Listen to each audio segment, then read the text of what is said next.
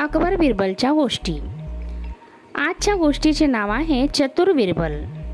एकदा अकबर राजाची एक अंगठी हरवली। ही अंगठी त्याच्यासाठी खूप मौल्यवान होती, कारण ती त्याच्या वडिलांनी दिलेली भेट होती।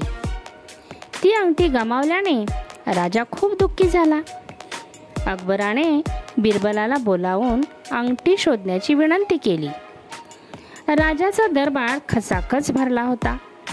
बिरबलाने घोषणा केली, महाराज, अंगठी इथेच आहे आणि ती ज्याच्याकडे आहे त्याच्या दाढीत गवताची काडी आहे।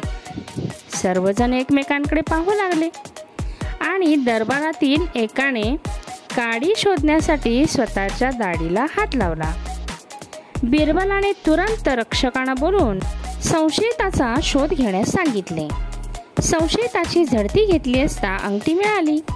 बिरबलला अंगठी कशी सापडली हे पाहून अकबर आश्चर्यचकित झाला।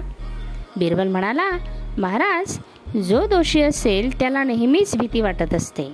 बोध, चोराच्या मनात चांदणे।